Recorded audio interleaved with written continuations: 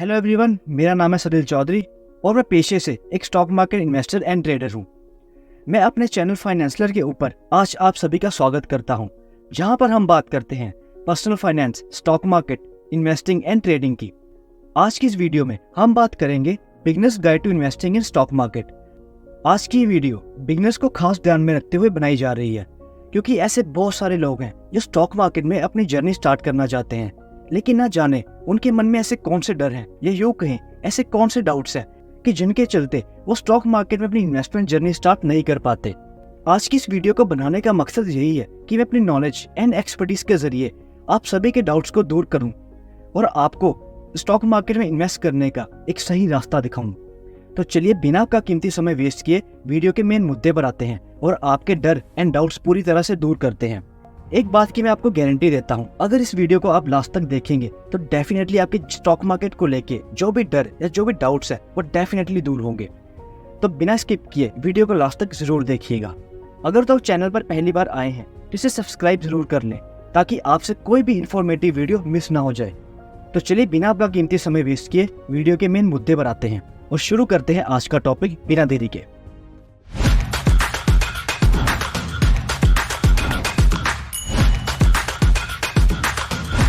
आज की इस वीडियो में हम इस कंटेंट के ऊपर बात करेंगे। शुरुआत करेंगे व्हाट इज स्टॉक मार्केट से, कि आखिर स्टॉक मार्केट होती क्या है। इसे फॉलो करते हुए आगे बढ़ेंगे तो जानेंगे why invest in the stock market.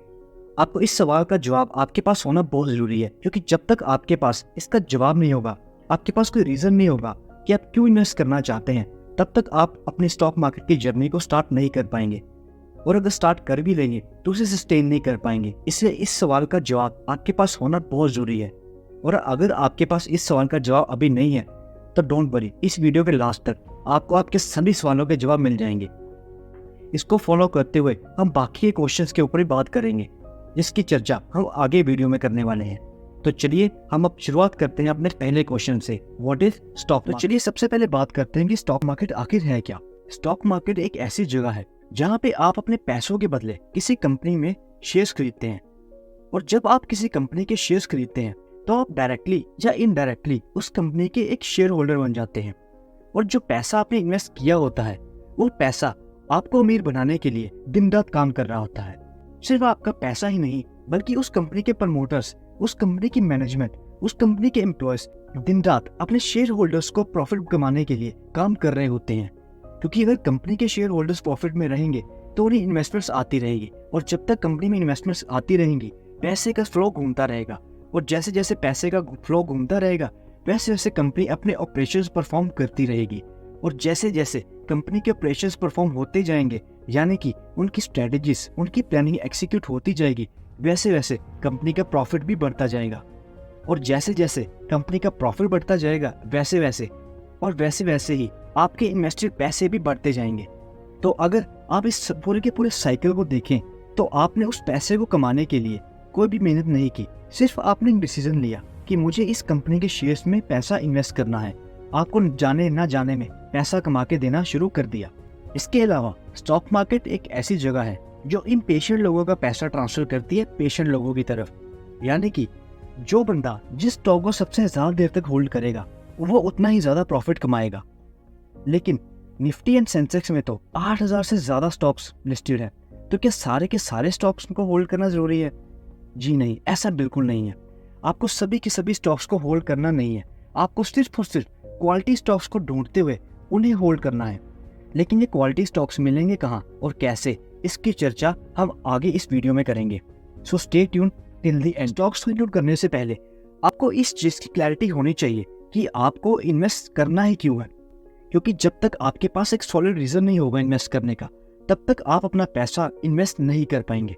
और अगर कर भी लिया तो स्टॉक मार्केट में ज्यादा देर तक सस्टेन नहीं कर पाएंगे।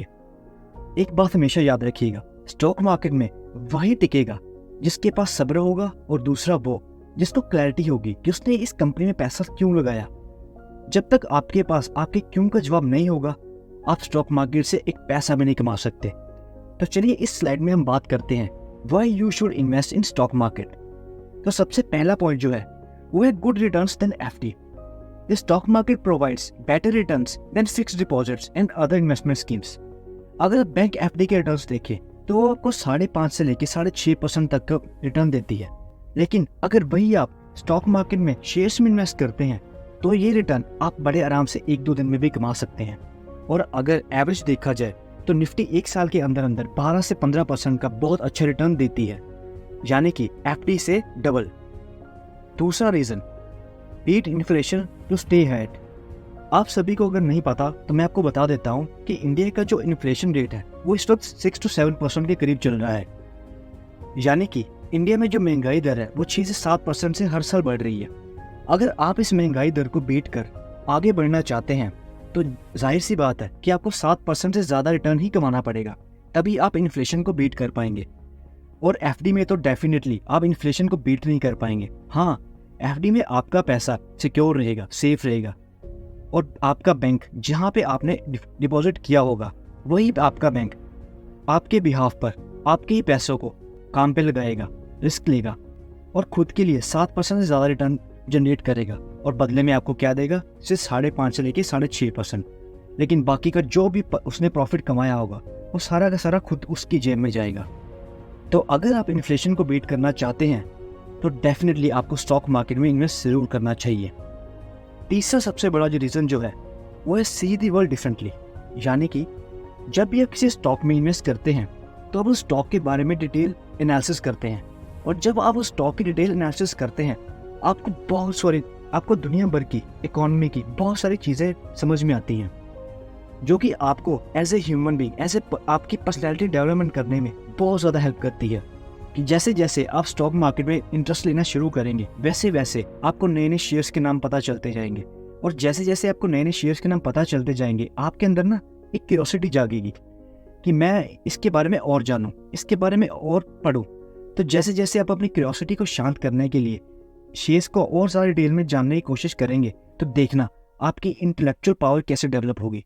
आपका माइंडसेट एक अलग ही लेवल पे काम करेगा। और ये मैं एक एग्जांपल से समझाता हूँ कि जब मैं खुद स्टॉक मार्केट में नया नया आया तो मैं जब भी कहीं बाहर जाता था तो मैं देखता था कि जैसे किसी जगह शॉपिंग करने गया, ग्रोसरी खरीदने गया, तो मैं देखता था कि किसी स्टोर में कौन से कंपनी के सबसे ज़्यादा प्रोडक्ट यूज़ हो रहे हैं। तो जैसे जैसे मैंने इसको एनालिसिस किया तो मुझे लगा कि हिंदुस्तान यूनिलीवर और डाबर ऐसी कंपनीज हैं जिनके प्रोडक्ट्स लोग बहुत ज़्यादा यूज़ करते हैं।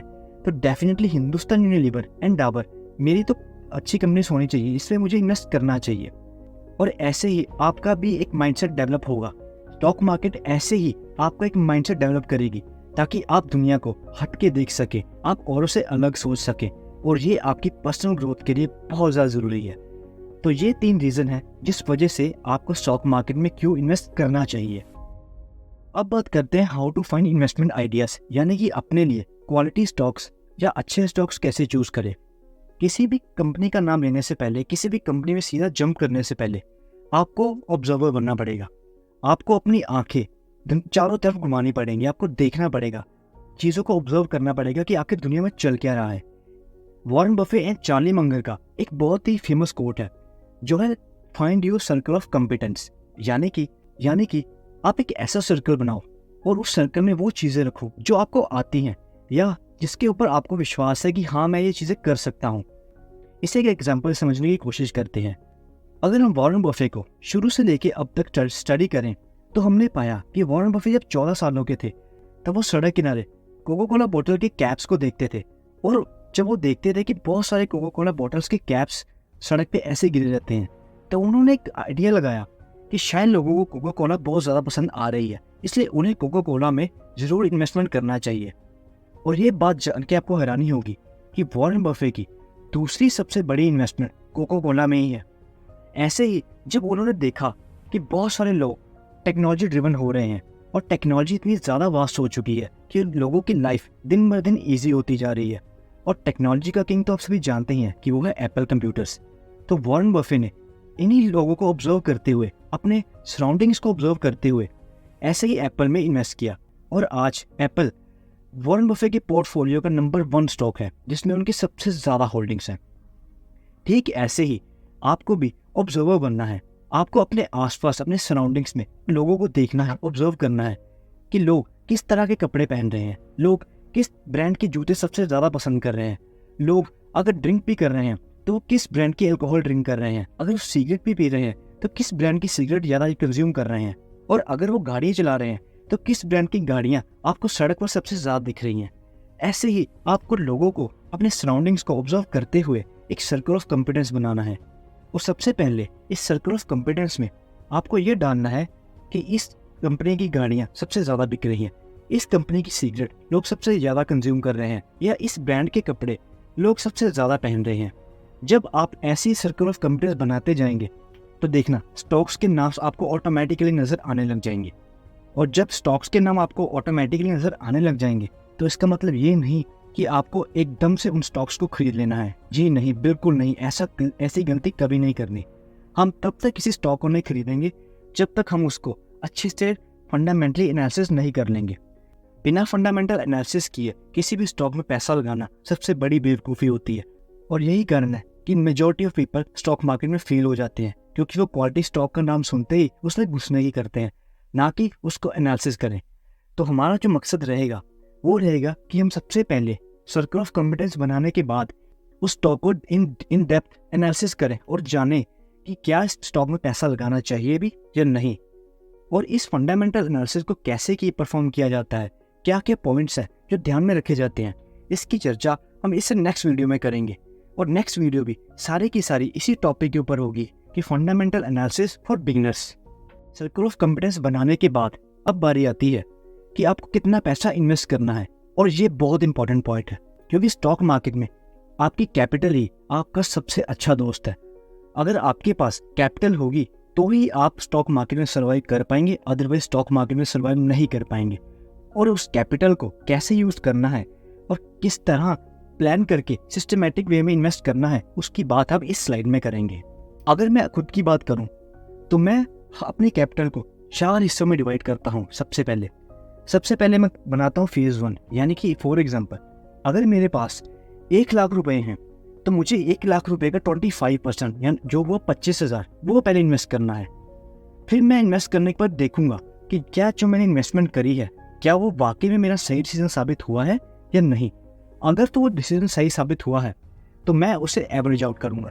लेकिन अगर वो डिसीजन मेरा सही साबित नहीं हुआ तो मैं वेट करूंगा या कारण ढूंढूंगा। सबसे पहले तो कारण ढूंढूंगा कि आखिर कहाँ गलती रह गई, क्या मेरे से एनालिसिस में गलती रह गई जिस वजह से मुझे लॉस हो रहा है।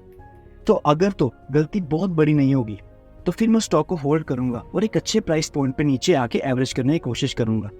लेकिन अगर गलती वाकई में बहुत बड़ी हुई जो मुझसे मिस हो चुकी होगी तो डेफिनेटली मैं लॉस बुक करके वहाँ से निकलने की करूँगा।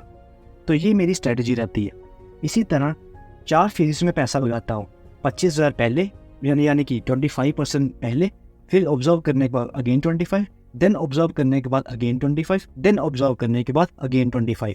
ऐसे करते करते मेरी कैपिटल भी सही से यूटिलाइज होती है और साथ में मुझे अच्छे प्रॉफिट्स भी जनरेट होते हैं। अगर आप मेरे लाइव प्रॉफिट्स देखना चाहते हैं तो इस वीडियो को देखना ना भूलें। अब बात करते हैं सबसे इंपॉर्टेंट पॉइंट की। बहुत सारे लोग इस चीज़ में आके फेल हो जाते हैं क्योंकि उन्हें रिस्क मैनेजमेंट करना आता ही नहीं। और बिगनर्स के लिए जो सबसे बड़ा चैलेंज है वो 2 है, एक है रिस्क मैनेजमेंट और दूसरा मिस्टेक्स, कि क्या मिस्टेक्स उन्हें नहीं करनी। तो इस स्लाइड में बात करेंगे रिस्क मैनेजमेंट की। जो सबसे पहला पॉइंट है रिस्क मैनेजमेंट का वो है लव टू लूज मनी, यानी कि you just need to start with enough money so that you won't be hurt if you lose it. यानी कि आप स्टॉक मार्केट में सिर्फ उतना ही पैसा लेकर आए जितना कि आप उसे गंवाने के लिए तैयार हैं। आई नो ये बात थोड़ी कड़वी है लेकिन यही फैक्ट है।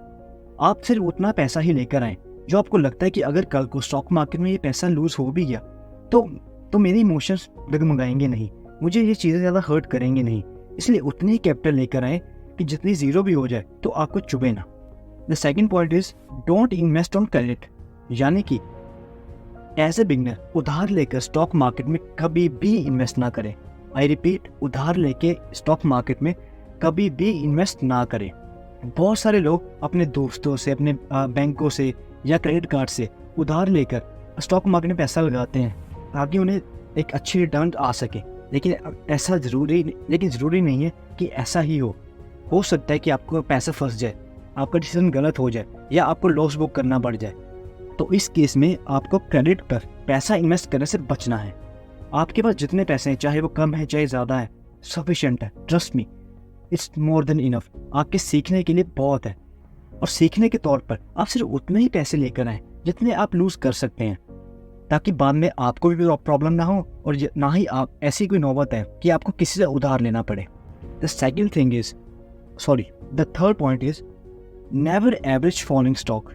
सबसे बड़ी गलती जो बिगनर्स करते हैं, जो मैंने खुद की है या मैंने खुद लोगों में ऑब्जर्व की है, वो है कि वो गिरते हुए स्टॉक को एवरेज करना शुरू कर देते हैं। फॉर एग्जाम्पल, आपने किसी स्टॉक को बाई किया, अब उस स्टॉक में कोई नेगेटिव न्यूज़ आ गई है, कोई नेगेटिव पॉइंट था जो आपसे मिस हो गया, वो स्टॉक नीचे गिरने लग पड़ा। अब बिगनर क्या करेंगे, वो देखेंगे कि चलो ये तो बहुत अच्छा मौका है, और नीचे से स्टॉक को और ज़्यादा एवरेज करना शुरू कर देते हैं। एवरेज करना गलत नहीं है, लेकिन बिना कारण जाने एवरेज करना पाप है, और आपको इस पाप को करने से बचना है। सबसे पहले तो आपको उस चीज़ का कारण ढूंढना है कि आखिर क्यों ये सारे स्टॉक्स नीचे गिर रहे हैं जिस पे मैंने पैसे लगाए हैं। और अगर कारण सॉलिड है नीचे गिरने का, तो आपको दो चीज़ें करनी है। अगर आप उस स्टॉक को होल्ड कर सकते हैं तो कीजिए, अगर नहीं तो फिर अपनी कैपिटल बचाइए, लॉस बुक कीजिए। एवरेज तो बिल्कुल ना करें, क्योंकि गिरते हुए स्टॉक को आप जितना एवरेज करेंगे वो और उतना गिरेगा। और स्टॉक मार्केट एक ऐसा कुआं है, आप इसमें जितना भी पानी डालते जाएंगे इसको कम ही लगेगा, और वो पानी कहाँ चला जाएगा, नो वन नोस। तो इसलिए कभी भी गिरते हुए स्टॉक को average of as a beginner, हम स्टॉक मार्केट में बहुत सारी गलतियां करते हैं, लेकिन अगर हम ये सोचें कि हम खुद गलती करके खुद सीखेंगे, तो डेफिनेटली आपकी उम्र सारी निकल जाएगी, लेकिन आपकी गलतियां कभी खत्म नहीं होंगी। तो क्यों ना इसको एक स्मार्ट वे में देखा जाए कि जो गलतियां ऑलरेडी एक्सपीरियंस लोग कर चुके हैं, उनसे सीखकर हम उस गलतियों को ना दोहराएं। तो सबसे पहले जो मिस्टेक है जो बिगनर्स करते हैं, वो ये है कि वो उन लोगों से एडवाइस लेते हैं स्टॉक मार्केट में इन्वेस्ट करने की जिन्होंने खुद कभी कोई पैसा स्टॉक मार्केट में लगाया ही नहीं होता। यानी कि वो ऐसे लोगों के पीछे भागते हैं, ऐसे लोगों की बात सुनते हैं, ऐसे लोगों से स्टॉक्स के टिप्स लेते हैं जिन्होंने खुद कभी स्टॉक मार्केट में पैसा लगाया ही नहीं। तो stay away from those people, क्योंकि जिसने खुद कभी पैसा नहीं लगाया, जिसने खुद कभी स्टॉक मार्केट की डेप्थ को जाना ही नहीं, वो डेफिनेटली आपको सही रास्ता तो बिल्कुल नहीं दिखा पाएगा। तो इट्स बेटर कि ऐसे लोगों से एडवाइस ना ही लें और जितना हो सके उतना दूर रहें। दूसरी जो सबसे बड़ी मिस्टेक बिगनर्स करते हैं, वो है कि वो सस्ते स्टॉक्स की तरफ भागते हैं। उन्हें लगता है कि 2 रुपए का, 5 रुपए का, 10 रुपए का स्टॉक जो है वो बेस्ट है, इसको खरीद लेते हैं, क्वांटिटी ज़्यादा आ जाएगी। मैं आपको एक बात अपने पर्सनल एक्सपीरियंस से बताता हूँ, क्वालिटी स्टॉक्स आपको हमेशा महंगे मिलेंगे, लेकिन वो आपको कभी धोखा नहीं देंगे। Penny stocks are the pain. आप जितने सस्ते स्टॉक के पीछे भागेंगे, आप उतना ही ज़्यादा इस चीज़ में उलझते जाएंगे। तो मेरी आपको ये राय है कि शुरुआती दिनों में पेनी स्टॉक से पीछे रहें, सिर्फ और सिर्फ क्वालिटी स्टॉक्स की तरफ ही फोकस करें, क्योंकि अगर आप स्टॉक मार्केट में अच्छा पैसा कमाना चाहते हैं तो क्वालिटी स्टॉक्स ही हैं जो आपको अमीर बना सकते हैं। पेनी स्टॉक्स हमेशा आपको पेन ही देंगे, और ये बात मैं आपको अपने पर्सनल एक्सपीरियंस से बता रहा हूँ। मैंने बहुत सारी गलतियाँ की हैं पेनी स्टॉक्स में पैसा लगा के अपने शुरुआती दिनों में, और मैं बहुत पछताया हूँ। लेकिन आज जब 5 साल बाद मुझे समझ आ गया कि नहीं, मुझे क्या करना है और क्या नहीं करना, तो उसके बाद मेरी जर्नी बहुत स्मूथ हो चुकी है। और अपने एक्सपीरियंस के ज़रिए मैं आपकी जर्नी भी ऐसे ही स्मूथ बनाना चाहता हूँ। तो please as a beginner stay away from penny stocks. Again वही मिस्टेक कि बोरो लेकर कभी भी स्टॉक मार्केट में इन्वेस्ट ना करें। अब जितना ज़्यादा उधार लेके स्टॉक मार्केट में इन्वेस्ट करेंगे, एक तो आपको उधारी बढ़ेगी, दूसरा आपके ऊपर इंटरेस्ट बढ़ेगा, और तीसरा अगर आप स्टॉक मार्केट में उतना पैसा नहीं कमा पाए जितना आप अज्यूम कर रहे थे, तो डेफिनेटली आप इस डेट ट्रैप में बहुत बुरी तरह से फंस जाएंगे और बहुत मुश्किल आपके ऊपर आ जाएगी। तो पैसा उधार लेके आपको इन्वेस्ट नहीं करना है, पेनी स्टॉक्स में तो बिल्कुल इन्वेस्ट नहीं करना है, और ऐसे लोगों से दूर रहना है जो आपको न फालतू की एडवाइस देते हैं कि स्टॉक में पैसा लगा दो, उस स्टॉक में पैसा लगा दो, इसको बेच दो, उसको खरीद लो। नहीं, सबसे पहले पूछो कि जिससे आप एडवाइस ले रहे हो उससे हमेशा एक चीज़ पूछो कि क्या उसने कभी स्टॉक मार्केट में पैसा लगाया, अगर लगाया तो कौन से स्टॉक्स में लगाया, और अगर बेचा तो क्यों बेचा। देख लेना, मैं 100% गारंटी देता हूँ उसके पास इन सवालों के जवाब नहीं होंगे। आई होप आपको आज की इस वीडियो में बहुत सारी चीज़ें क्लियर हुई होंगी, और स्टॉक मार्केट को लेकर आपके जो डर थे, जो डाउट्स थे, वो कुछ हद तक दूर हुए होंगे। अगर फिर भी आपका कोई डाउट रह गया है तो आप मुझे इंस्टाग्राम पे मैसेज करके पर्सनली पूछ सकते हैं, या फिर अगर आप स्टॉक मार्केट में नए आए हैं और अपने पोर्टफोलियो के किसी भी स्टॉक का डिटेल, फंडामेंटल या टेक्निकल एनालिसिस करवाना चाहते हैं, तब भी आप मुझे इंस्टाग्राम पे मैसेज करके उस स्टॉक का नाम लिख सकते हैं। मैं अपने सब्सक्राइबर्स एंड फॉलोअर्स के मैसेजेस ज़रूर पढ़ता हूँ, और जितनी जल्दी हो सके उनके बताए गए स्टॉक्स के ऊपर वीडियो लेकर आता हूँ। अगर आप भी अपने किसी पोर्टफोलियो किसी भी स्टॉक का एनालिसिस करवाना चाहते हैं एट फ्री ऑफ कॉस्ट, तो आप मुझे इंस्टाग्राम पे मैसेज कर सकते हैं, जिसका लिंक आपको नीचे डिस्क्रिप्शन में मिल जाएगा। So it's a time to wrap up the video. I hope आपने बहुत कुछ नया सीखा होगा और बहुत सारी चीज़ें आपको क्लियर हुई होंगी। अगर आप चैनल पर पहली बार आए हैं तो इसे सब्सक्राइब ज़रूर करें, ताकि मुझे और मोटिवेशन मिले कि मैं ऐसी वीडियोस लेके आ सकूं। So thank you so much for the watching. See you soon.